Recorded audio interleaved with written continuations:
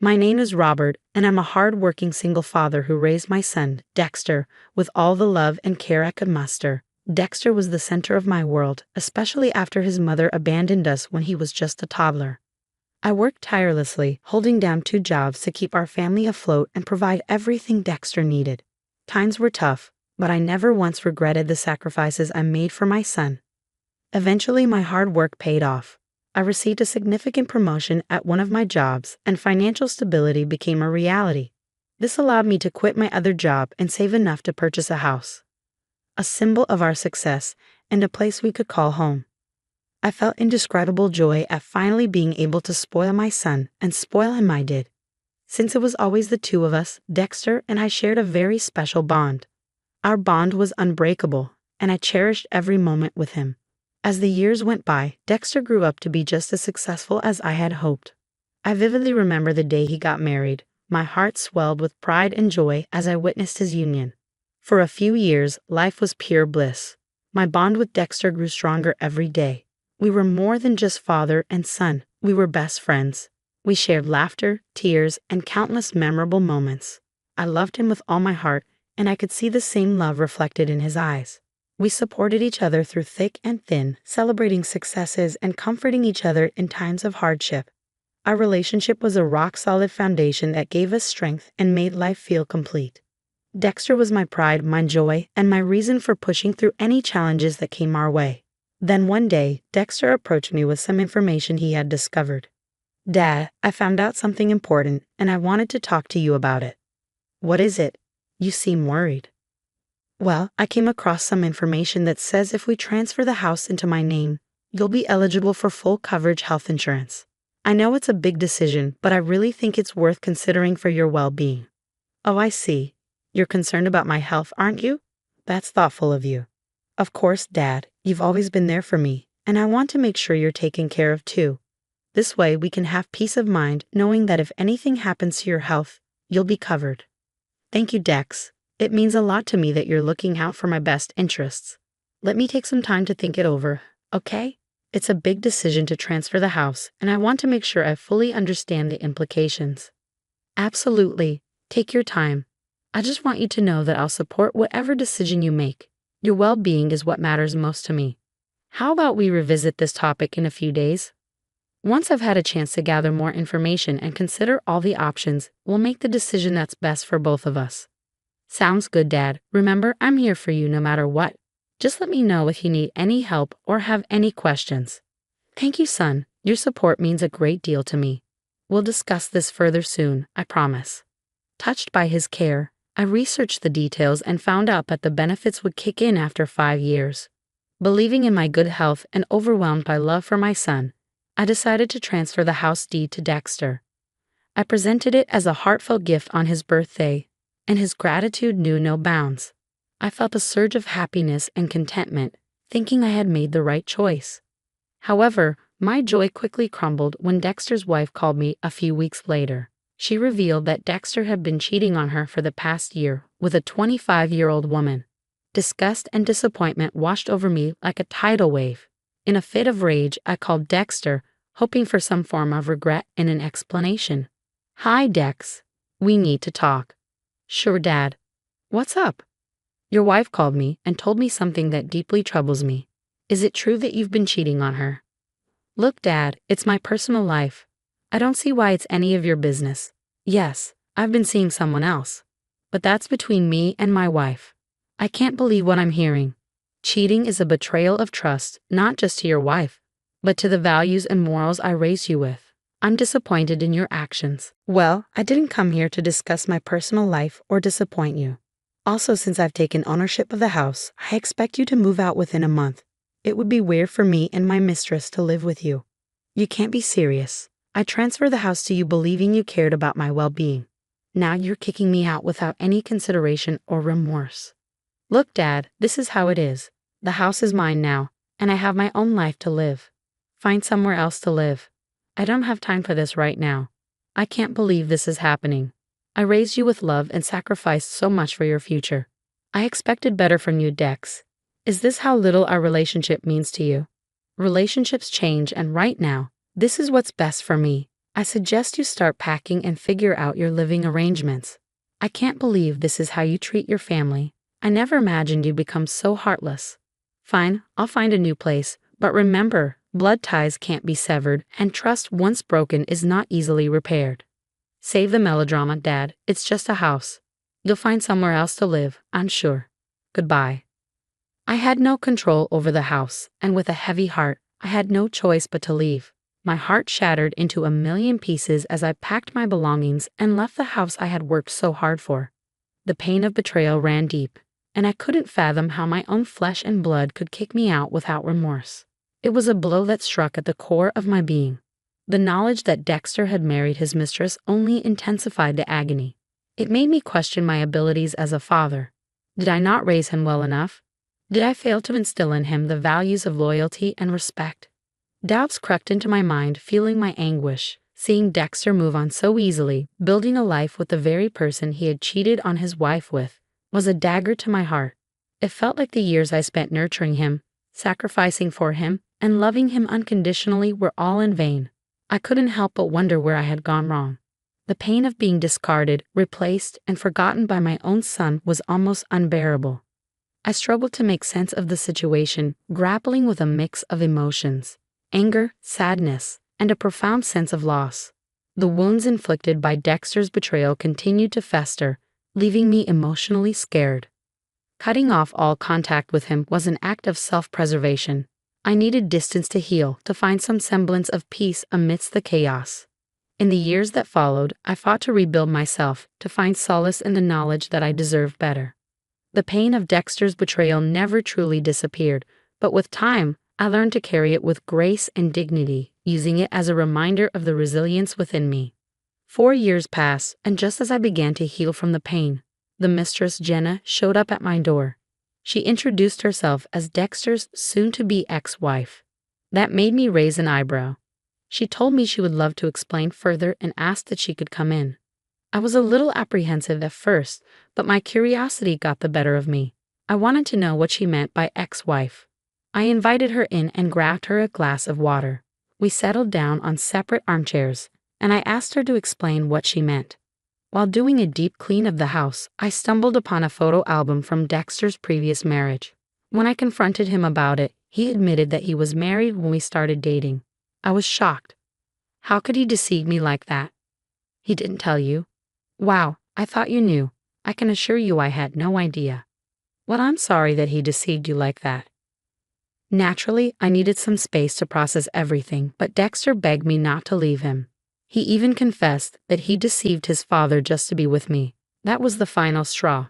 I couldn't stay with someone who would not only defraud his own family, but also continue to deceive those he claimed to love.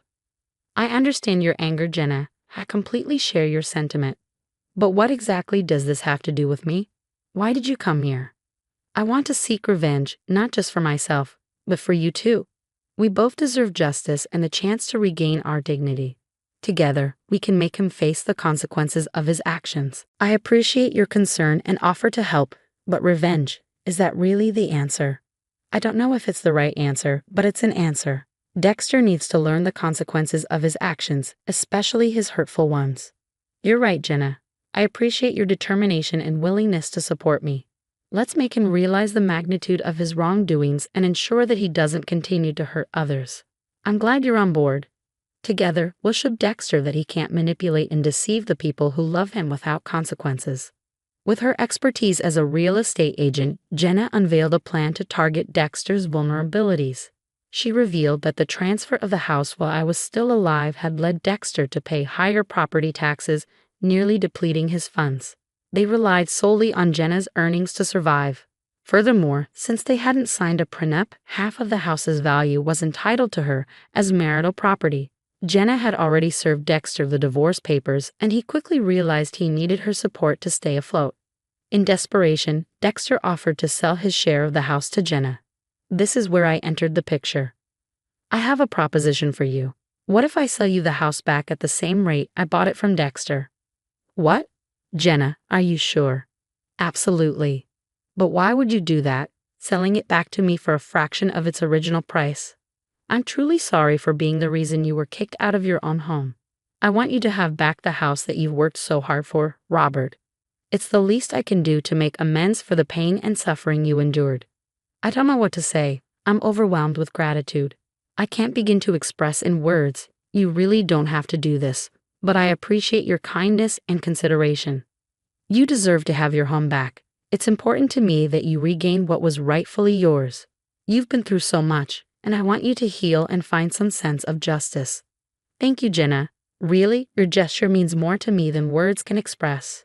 I accept your offer with deep gratitude. We'll work together to make things right again. With our alliance forged, Jenna and I delved deeper into our plan for revenge against Dexter. She took charge of collecting evidence, meticulously gathering proof of his infidelity. Once Jenna had a solid case against Dexter, she took matters into her own hands and sent the evidence to his bosses. Their workplace had strict rules regarding ethical behavior, and infidelity was a breach of trust they couldn't overlook. The consequences were swift and severe. Dexter was terminated from his job. The satisfaction I felt was bittersweet.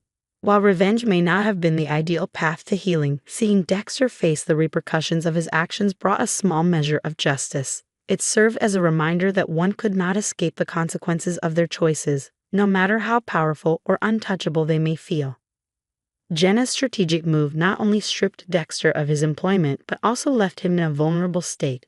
Now, Dexter found himself homeless and jobless, the consequences of his actions crashing down upon him in his desperation. Dexter reached out to me, seeking refuge. He recounted his miseries, hoping I would offer assistance.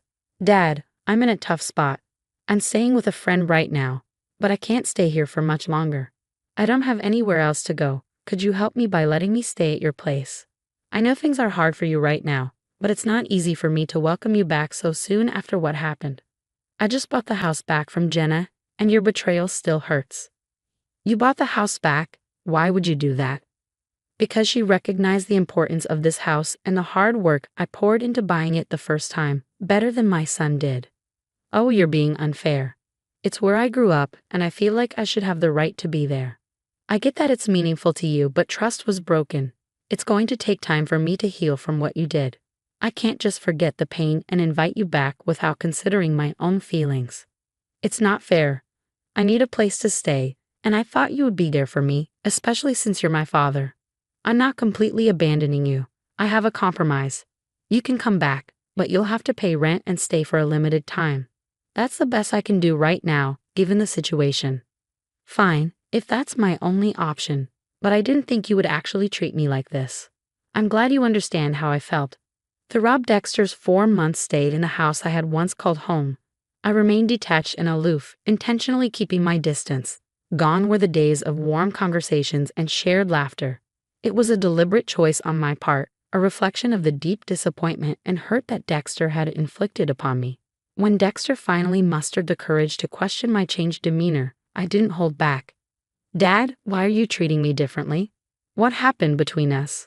"You can't honestly ask me that question, Dex. With everything that you did, I can't be close to someone who betrayed their partner not once but twice, and who used and betrayed me in the process too.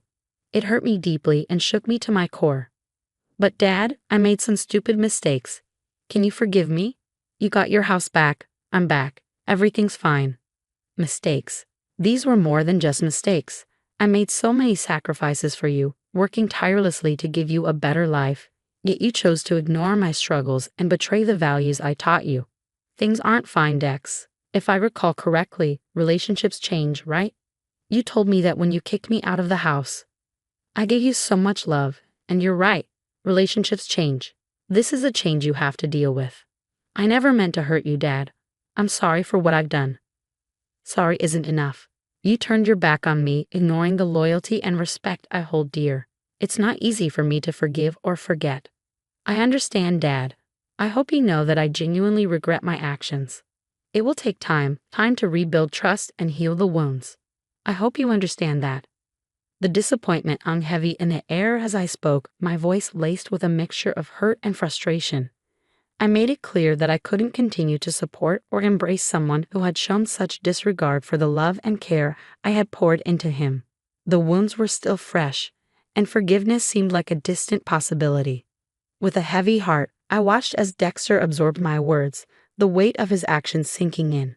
The pain in his eyes mirrored my own, but it was a pain that he had brought upon himself. At that moment, I realized that sometimes tough love is necessary to uphold one's own principles and protect oneself from further harm. Our encounter marked a turning point in our relationship, a painful but necessary step towards healing. I couldn't help but hope that Dexter would learn from his mistakes and come to understand the depth of the hurt he had caused. Only time would tell if redemption was within his grasp.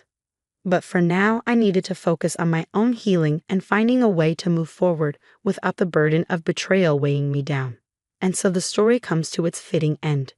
Dexter, once a prince in his own kingdom, found himself stripped of everything he held dear. He lost his wife, or should I say, wives, his house, and his family.